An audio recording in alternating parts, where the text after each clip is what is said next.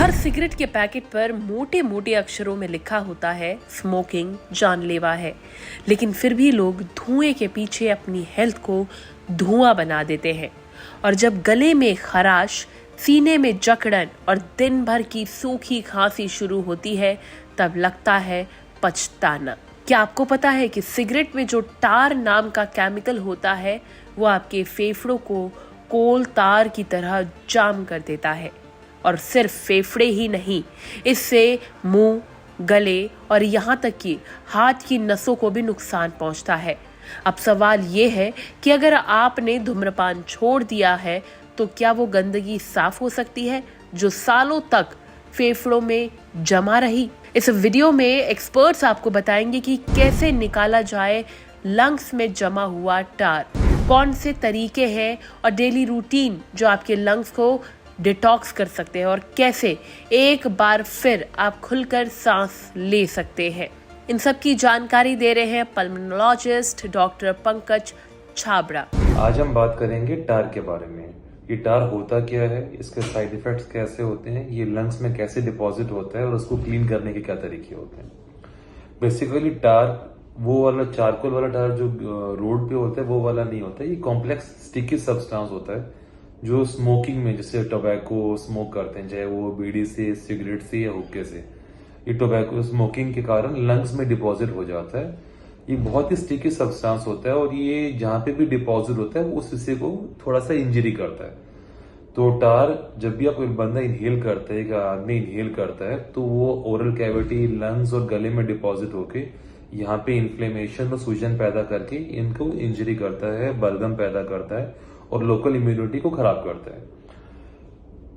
देखा यह भी गया है कि कई बार टार की डिपोजिशन के बाद से अगर लंग्स में बहुत ज्यादा डिपोजिशन हो जाए, तो बहुत ज्यादा अगर ये डिपॉजिट हो जाए लंग्स के अंदर, तो ऐसे पेशेंट्स को सांस की दिक्कत, जिसको हम सीओपीडी बोलते हैं, वो भी हो जाता है। और इसके साइड इफेक्ट्स में कई बार कैंसर तक की नौबत आ जाती है। कैंसर में भी टार का बहुत बड़ा एक योगदान पाया गया है। बाकी जब भी टार डिपॉजिट होता है लंग्स में स्मोकिंग के कारण, तो ये लंग्स की इम्यूनिटी को भी कमजोर कर देता है। और जब लंग्स की इम्यूनिटी कमजोर होती है, ऐसे पेशेंट्स में फिर हमको निमोनिया होने की, कफ की, ब्रोंकाइटिस की दिक्कत भी बढ़ जाती है। तो ये इतना अगर खतरनाक सब्सटेंस है, तो इसको अगर हमको कम करना है लंग्स के लिए, तो हमें क्या क्या उपाय करने चाहिए। सबसे जो मेन जरूरी काम है टार को कम करने का, वो है स्मोकिंग सीजेशन। स्मोकिंग, चाहे वो बीड़ी हो, सिगरेट हो, वेप हो, हुक्का हो, हर तरीके से वो लंग्स में नुकसान करेगा। तो अगर टार डिपॉजिट्स आपको लंग्स में कम करना है या बंद करना है, आप कितने भी एंटीऑक्सीडेंट ले लें, अगर आप स्मोकिंग कर रहे हैं तो टार डिपॉजिट्स को आप बंद नहीं कर सकते।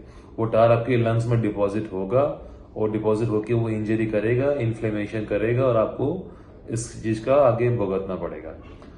दूसरा, अगर लंग्स डिटॉक्सिफाई करने हैं टार के लिए, अगर आपने स्मोकिंग छोड़ दिया, सेकंड मोस्ट कॉमन जो टार डिपॉजिट होता है वो होता है इंडोर स्मोक। हमारे गांव में पहले क्या था कि चूल्हे से खाना बनता था। अब लोग धीरे धीरे गांव वाले जो घर है वो पहले बीच में खुले हुआ करते थे, अब वो कवर करने लगे। चूल्हा तो घर पे जल रहा है, लेकिन पहले चूल्हे का धुआं जो है वो ऊपर चला जाता था। अब चूल्हे का जो धुआं है वो ऊपर ना जाके घरों के अंदर ही डिपॉजिट हो रहा है। ऐसे पेशेंट्स में जो माताएं खाना बनाती हैं चूल्हे पे, अगर वेंटिलेशन अच्छा नहीं है, तो इस धुएं के रास्ते भी टार डिपॉजिट ज्यादा होता है। उसको भी बंद करना है, या तो आप चूल्हे का उपयोग ना करके आप जैसे गैस पे या खाना बनाएं।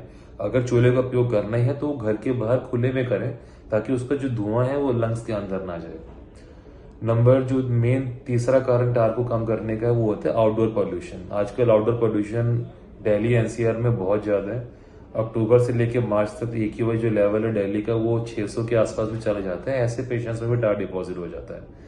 तो अगर ऐसे पेशेंट्स में टार डिपॉजिट ना हो, तो हम क्या सलाह देते हैं कि ये भीड़ भड़क वाली जगह पे अगर आप जा रहे हो, तो भीड़ भड़क वाली जगह पे आप मास्क कवर करके जाओ। अगर आपने मॉर्निंग वॉक करनी है, मॉर्निंग वॉक जरूर कीजिए, बट रोड के किनारे मॉर्निंग वॉक ना करके पार्क के अंदर कीजिए। आमतौर पर पार्क के चारों तरफ अगर पेड़ होते हैं तो उसमें AQI लेवल काफी कम होता है। अगर आप रोड पे वॉक करेंगे मॉर्निंग और इवनिंग में, तो उसमें AQI लेवल बहुत ज्यादा रहेगा और वो भी आपके लंग्स में डिपॉजिट रहेगा। सेकेंड, हेल्दी डाइट, एंटीऑक्सीडेंट वाली डाइट, नेचुरल डाइट लेना है। Junk food, fried food, oily food, इनको अवॉइड करें।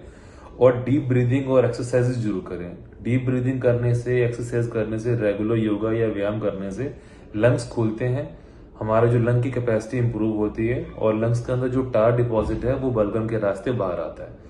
तो सबसे जरूरी है स्मोकिंग से बचें, अपने लंग्स को हेल्दी रखें, अपने लंग्स को टार से बचाएं। ये टार सिर्फ लंग्स में नहीं बाकी शरीर में भी नुकसान करता है, ये हार्ट में भी जोर मारता है, ये गले में भी जोर मारता है, गले वाला कैंसर भी टार से हो जाता है। तो इतने इसके दुष्प्रभाव से बचने के लिए ये सारे उपाय कीजिए और स्वस्थ रहिए। तो अगर आप या आपका कोई अपना स्मोकिंग छोड़ चुका है या छोड़ना चाहता है तो ये वीडियो जरूर देखें, क्योंकि अब सिर्फ पछताना नहीं, लंग्स को साफ भी करना है। इस वीडियो को लेकर आपकी क्या राय है कमेंट करके जरूर बताएं और हेल्थ से जुड़ी इस तरह की और भी वीडियोस के लिए लाइक एंड सब्सक्राइब करें thehealthsite.com।